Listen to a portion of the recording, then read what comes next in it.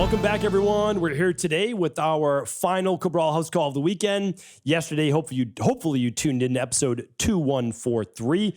We answered 6 amazing questions from our community. Of course, I would expect nothing less from our health-based community. People all over the world really dedicated to figuring out the root cause to their wellness, their weight loss, their anti-aging, or their aging-based questions. That's what we do. We've done this now for many, many years, and it feels great to be able to give back in some way, even if it's just a second opinion or another place to look. I love being able to answer these questions. So again, thank you so much for tuning in.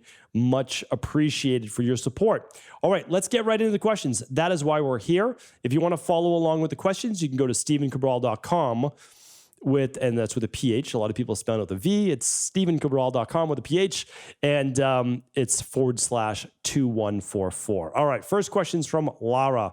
Lara says, "Hi, Dr. Cabral. This podcast is my favorite thing of the day. I listen to it while preparing my lemon water and smoothie in the morning." I'm happy to hear that, Lara. Appreciate that.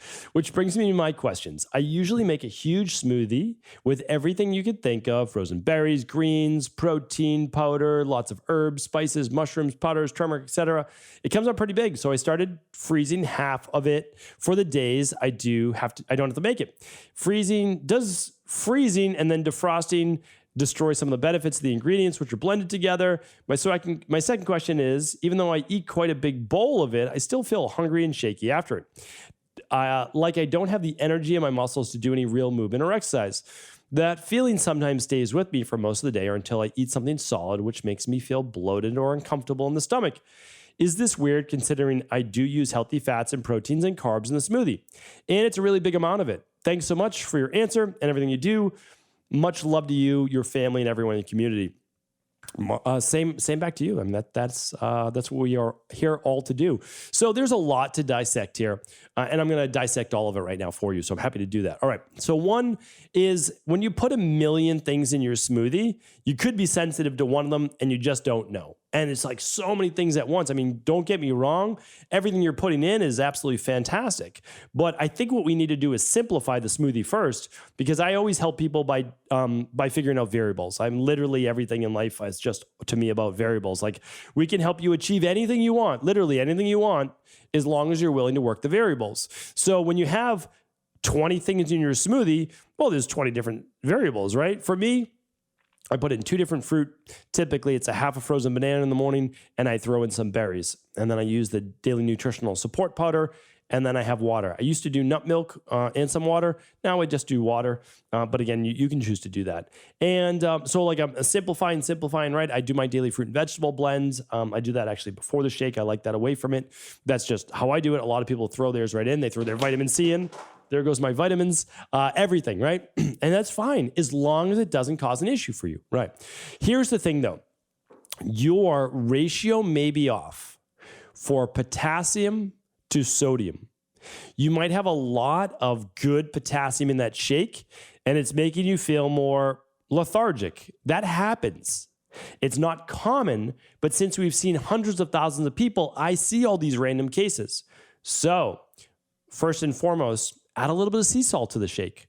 Test it out. Or if you don't like the taste of that in your shake, you put a little sea salt in your mouth, drink down the shake. It's just one sip, then the sea salt's gone. So you can try that. I'm not talking about a teaspoon. I'm talking about a pinch of sea salt, right? Some red bin sea salt, some Himalayan sea salt, because you got all these greens, right? And you've got a lot of fruit with a lot of probably potassium in there. Make sure you're getting the sodium to balance it out. I've seen it before. Maybe it's you, maybe it's not, okay? The other thing is, make sure you're getting enough protein. You may not be getting enough protein with everything else that you're adding. Maybe you are, again, maybe you aren't. I don't know. We'll have to see, right? 15 to 20 grams of protein, you should be fine. Okay, so there's one more question about frozen and then defrosting. Okay, the freezing process usually does not hurt anything in your fruits and your veggies except enzymes. So I have no problem with you doing this. I don't. You could freeze it if you'd like to, okay? Hopefully that was helpful. If I didn't get everything, right back in. Happy to help. All right, Lara's up. Oh, Lara's up again. Hi, Dr. Cabral. One more smoothie-related question. I usually eat an apple after my smoothie. Is that okay? Or should I eat an apple before the smoothie?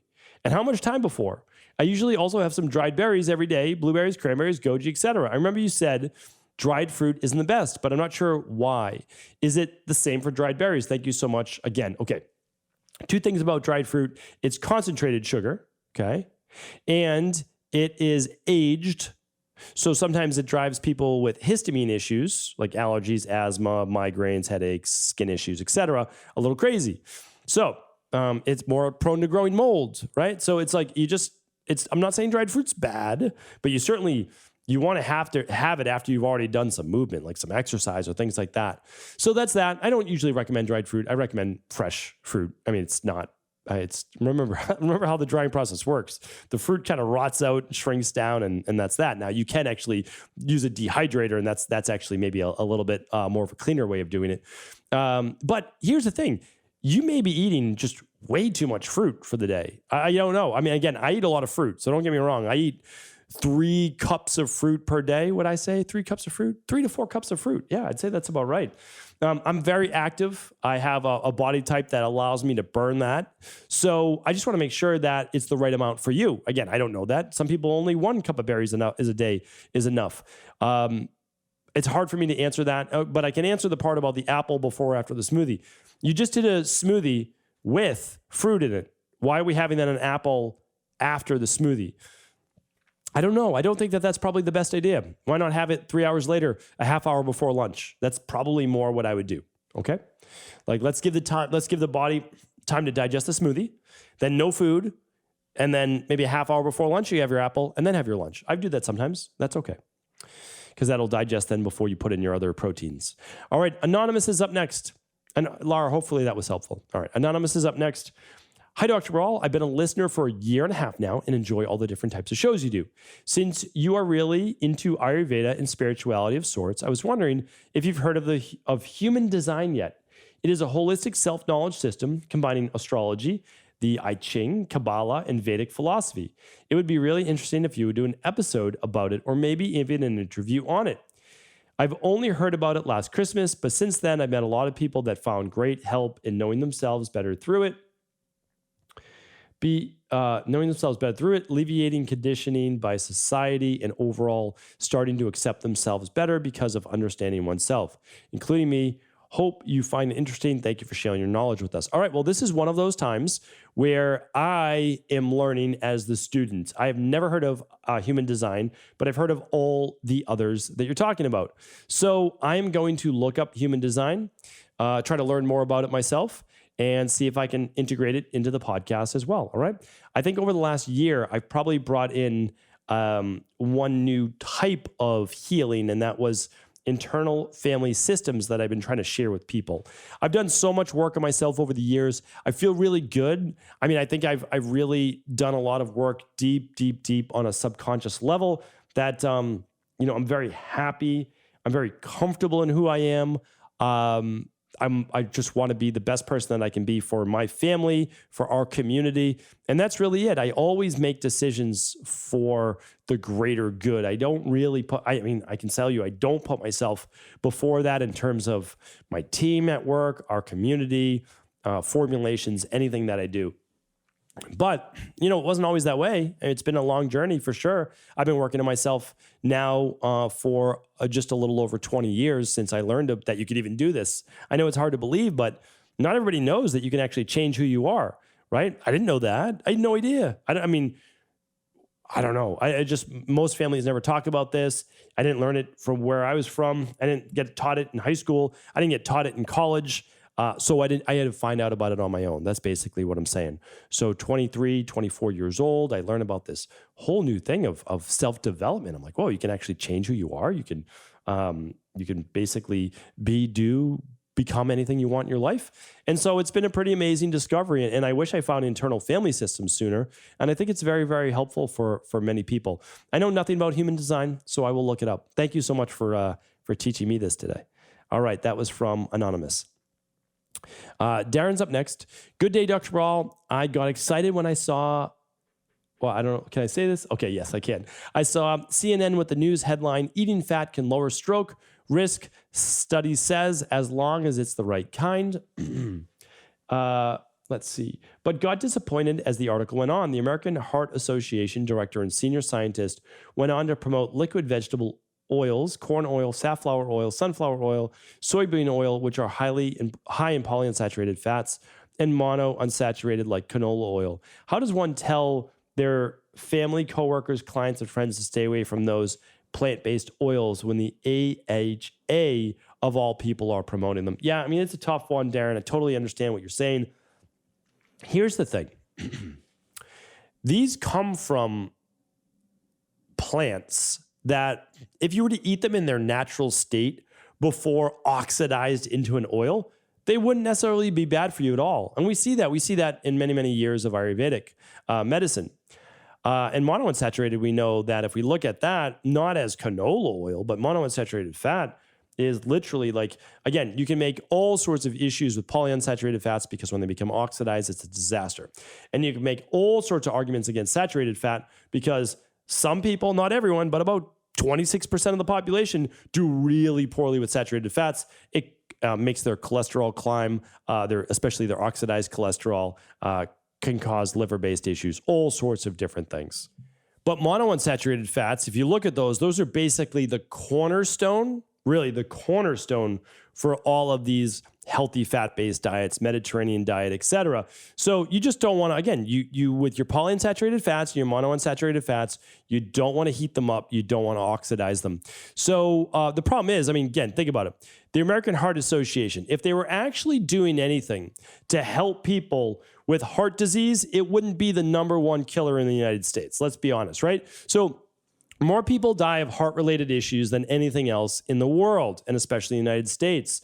1 out of 2.5 or so people, 1 out of 3 definitely die from heart disease in their lifetime. And it doesn't mean that they die from it like, at 85, 90 years old. No, it cuts their life short by about a decade. So also the American Heart Association, when you look at it, we're looking at where does this money come from? I mean, they'll recommend dairy, they'll recommend anything based on basically big corporate dollars. I mean, that's really what it is. So any oil in the first place is suspect. I'm okay with some olive oil. I'm okay with some avocado oil. I'm okay with a little bit of coconut oil. And I'm not going to cook with my olive oil at a high heat. I'm not going to cook with avocado at a high heat. If you use them at all for cooking, you're going to mix some lemon in there, some garlic in there, some antioxidants so it doesn't oxidize. So again, we're just kind of going back to good quality, clean, non-processed food. And that's really what it comes down to. But also, Darren, you could also send them plenty of studies that shows all of the inflammatory issues that come along with polyunsaturated fats when they're created as this liquid, right? So that's a big part of it. Basically, what the American Heart Association and a lot of these places do is they say, you just can't eat saturated fat. And then the people in the saturated fat camp say, you can eat everything, you can't eat any other fats except saturated fat because they don't oxidize. The problem is that people cherry pick their research. Right? They cherry pick it. That's it. They're like, this supports my belief system, so I'm going to talk about this. And that's all they do because you can't actually say saturated fat does not have its downsides because those are really clearly spelled out, And then you can't say that there's no issues with these vegetable oils. And it sounds good because it has the word vegetable before it. But of course, there's lots of issues with those due to oxidation, right? Due to free radicals that creates inflammation in the body.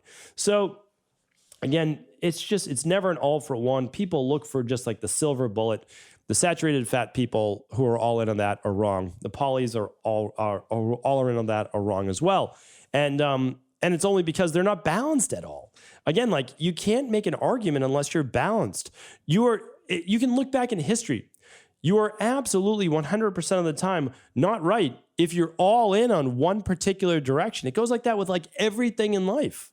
You have to say, is this actually balanced? People are eating 70 to 80% of their calories right now from fat. It's completely insane. I mean, there's no human diet that ever revolved on 80% fat. And you can actually point to a couple tribes. You say, okay, look at them, and they die in their mid 50s. So again, like you're kind of making not my point, but you're making a healthy diet's point that is not healthy. All right. rant over. I got to move on. All right. Actually, Darren, it looks like you're up again. Darren says, hey, Dr. Cabral, I've been wondering, do you still maintain your weekly fast since you have embarked on muscle gaining journey, or do you put it on hold to attain that current goal? Also, have you noticed any drastic pros or drawbacks since you began? Keep up the great work. Darren, great question. And I just did an update on both of those. You're going to find those podcasts on episode 2134 and 2141. Is that one? Yes. So 2134 and 2141. And you wrote in at the mid November, so you wouldn't have known that I've already done it. So basically what happened is everything was going well. I'm feeling great. I put on like 5 or 6 pounds, and I was leaner, which just blew my mind. But it's because, again, as you ramp up your resistance training, your metabolism gets boosted. And I was doing the extra smoothie and everything. So it was working great. And then I got the virus, and that took me out of the game for 2 weeks. Basically 3 or 4 days not feeling well. I've already mentioned this before. About a week of really feeling tired. And then I eased back into the gym. And then when I did, I actually changed my routine because I always go to the point where, like, all right, I want to get back up to, 174, all these different goals, which are completely arbitrary. And so I explain why I made that shift before, but I was feeling great. The only thing I can tell you is that 2 days on for me in a row with resistance training, the inflammation starts to creep up a bit. When I do my recovery, I do all these things, but, I'm also not, I'm not in my early 20s anymore. So, I found a workout that works great for me. And I always push it. I always push myself, and I believe everybody should do the same. But I'm also willing to change as needed. So now you'll check out my new workout. It's not easy by any means, but it's 3 days resistance, 2 days cardio, and then some fun stuff on the weekend. So Darren, check that out. I think you'll like it. And I would love to hear your thoughts as well. All right. Anyway, but I'm still, I got the smoothie right here, second of the day. Still loving that. That's been a game changer for me. We'll see. We'll see if I keep it going forever. But for right now, I feel amazing with it. I really do. And it's getting me even more good whole food nutrition. All right. Anonymous is up last today. What does Anonymous say? What's the reason for accelerated heart rate after meals? No change in diet, all the same. I've started experiencing heart palpitations and accelerated heart rate, and sometimes even it twitches after my meals. Even with smoothies, it happens the moment I put something in my stomach. Really weird. Anonymous, I don't know if this is you from yesterday, but I'm telling you, I get your questions. I'm answering them. No doubt about it. They're coming, right? It just takes about, there's a little delay in the answering, of course. It takes about 6 weeks before we get to them. All right. So I don't know if this is you or not. So I'm just going to give it the benefit of the doubt that this wasn't from the same person yesterday. That's why the anonymous is really difficult, right? So here's the thing. After a meal, if you get heart palpitations, really a good sign, a possible sign, not a good thing, but a possible sign that it's an IgE or maybe even an IgA-related food sensitivity. You eat it, and then all of a sudden, you're creating a little bit of an immune reaction to it. Not an allergy like an anaphylactic issue, but nonetheless a food sensitivity, an allergy to it. These things can be tested for, okay? Now, another reason is that you are simply eating foods that are causing a histamine or some type of amine-related issue.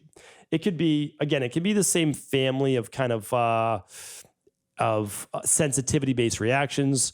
I always go back to leukotrienes because I have massive leukotriene issues as well as histamines. So that's a possible reason as well. So you're having your heart rate speeding up. Why? Because norepinephrine is released, adrenaline is released, and that's going to speed up the heart rate because you're having a reaction to it, okay? Now, the third one, and I explained this on yesterday's show, 2143, is when your body is not in a balanced autonomic state, which means that fight or flight is too geared up in your body. You're too anxious, you're too revved up. When you go to eat, your body knows that it should switch to the parasympathetic. That's the rest and relax and digest. That allows you to start producing stomach acid, to churn the food a little bit in the stomach, to get the pylorus, the bottom part of the stomach, to release that pyloric acid. That's not the exact word that I'm looking for. Pepsin. And, you get your hydrochloric acid mixed there. And then it starts the pump reaction of basically moving a little bit of digested food through the gastric valve, the pyloric valve, into the duodenum, which is that first part of the small intestine. I wish I had my little mannequin right there. I would put them on the desk and show you. And that's what's supposed to happen. Now, if you're all revved up, your body's trying to press down on what I call the brake, right? On your car, you're hitting the brake, but you're still on the gas at the same time.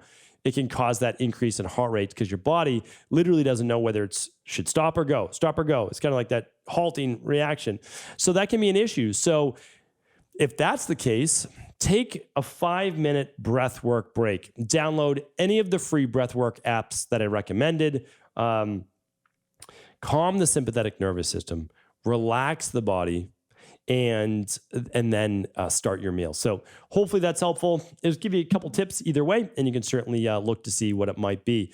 Those are our 6 questions for the day. Thank you so much, everyone, for tuning in. I do appreciate you. I really do. I'll be back tomorrow with our Mindset and Motivation Monday. I can't wait. I love the Monday shows. And of course, if any of this is helpful, pay it forward. Share it with someone else. So hopefully they get the same results that hopefully you have as well. All right. Take care, everyone. Have an amazing rest of the weekend.